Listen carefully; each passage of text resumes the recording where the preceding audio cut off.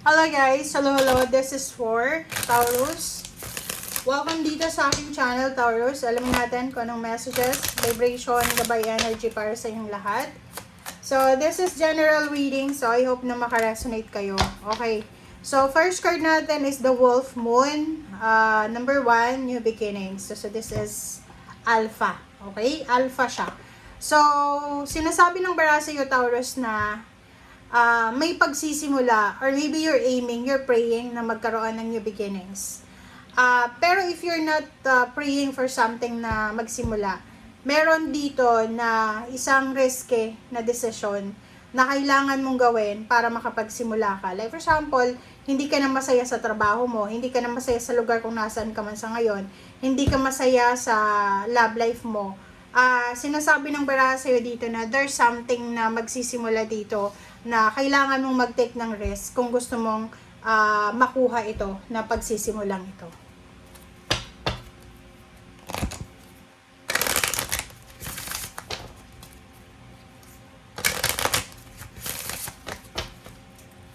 Okay.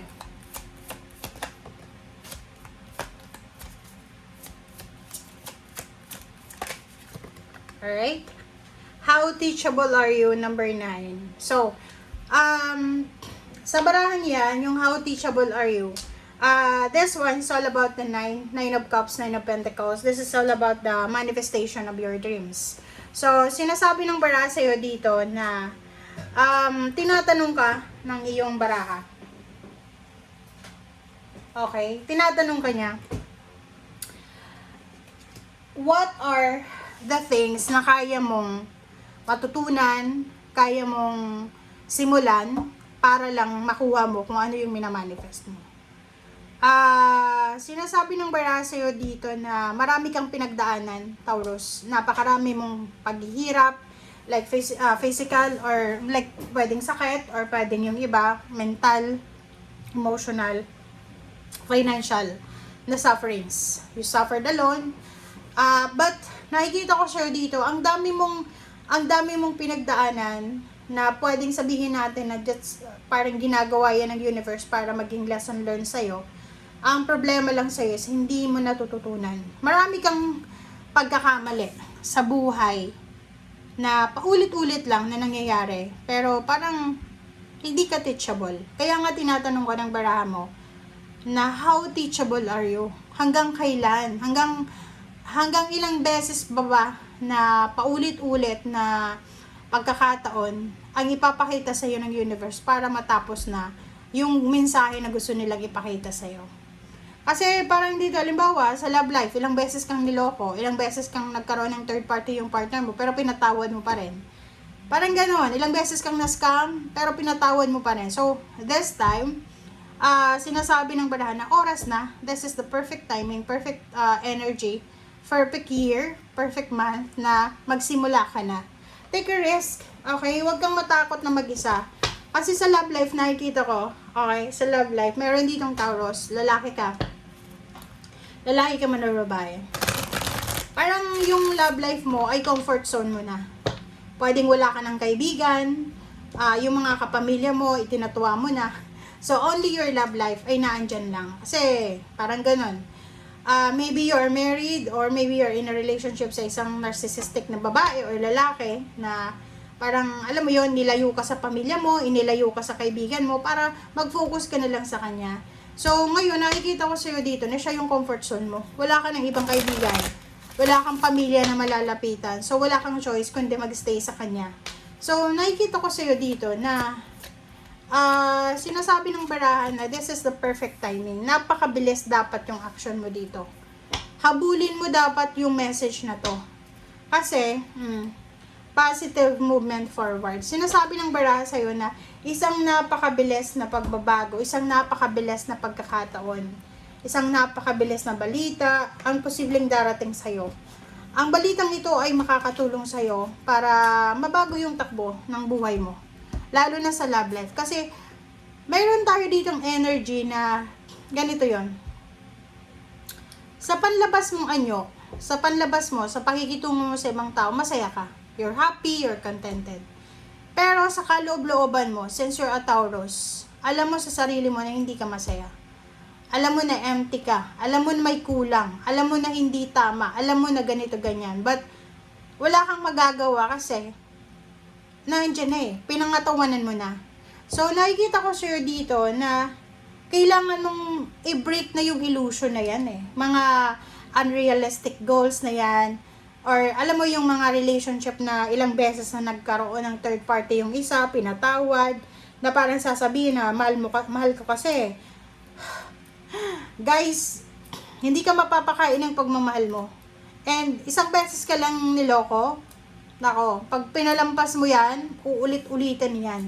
Okay? Kaya nga sabi sa'yo dito ng Barahaw, teachable are you. Ang dami ng blessings na pumasok sa buhay mo. Ang dami ng problema yung dumating sa buhay mo, wala ka pa rin natutunan.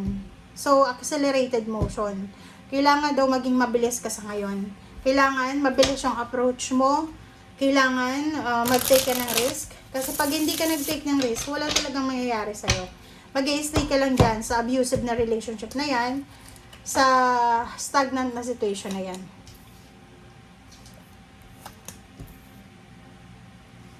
Alright.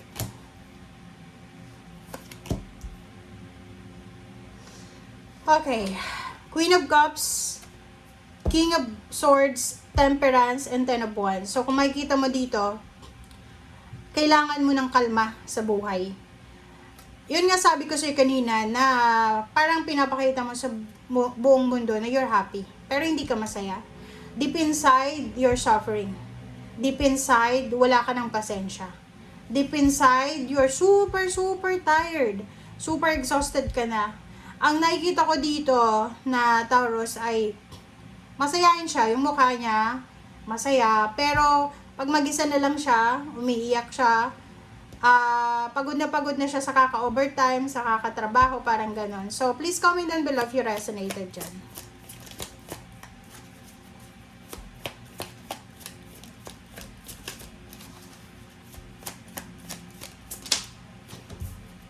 Okay, Queen of Cups and Three of Swords. Oh, 'di ba? Sabi ko sa iyo eh. Sinasabi ng Barahaw sa iyo dito, Taurus, na kailangan mong trabahuhin ang emotion mo. Masyadong imbalance, guys. Okay, sorry pero talagang imbalance yung emotion mo. Nakikita ko dito na kailangan mong trabahuhin.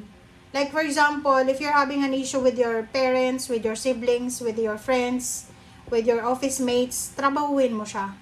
Kasi hindi ka aware na nakakasakit ka na. Hindi ka aware na nakakapagsalita ka na ng hindi maganda. Hindi ka aware na meron ka ng ginagawa na hindi maganda. Oh, 'di ba? Sabi ng Barahaw sa'yo dito, walang magic. Walang magic doon sa mga tao na walang pakiramdam. Kaya ngayong tanong sa'yo dito, how teachable are you? Diba? Sabi ng Barahaw sa'yo dito, wag mo daw na isipin na may magic, may milagro. Kasi ang milagro lang, pumapasok yan sa mga taong mabubuti. Sa mga taong hindi nananakit, sa mga taong may konsensya, sa mga taong may tawag dito, yung free will ba? And kung makikita mo dito sa barahang to, nakikita ko na pagod ka na. Exhausted, drain na drain ka na sa paghahanap buhay, sa pagbabalanse ng pera. Sa emotion naman, nakikita ko sa'yo dito na nawawalan ka na ng pasensya. Pero parang ang sinasabi ng barahan na wala ka namang mapagsabihan dahil wala kang close friends. Wala kang kapamilya na pwedeng hinga ng tulong kasi pwedeng ikaw yung lumayo sa pamilya mo. But yung number 1 na new beginnings dito ng Wolf Moon, sinasabi na hindi pa huli ang lahat. Magician, everyday is a blessing. Everyday may pagkakataon tayo na makapagsimula. So, as soon as possible, huwag mong sayangin yung oras, huwag mong sayangin yung panahon. Lumabas ka dyan sa comfort zone mo na yan. Okay? Hindi ko alam kung lalaki ka ba or babae. It's either na, ano bang tawag doon? May spell or nagayuma ka or nakulam ka or whatever. Kasi kahit na ginagawan ka ng tao ng etong tao, like for example, relationship mo na yan, ginagawan kayo ng harap-harapan kang niloloko, pero parang bulag ka na hindi mo nakikita. So, yun guys, thank you for watching and see you again. Bye!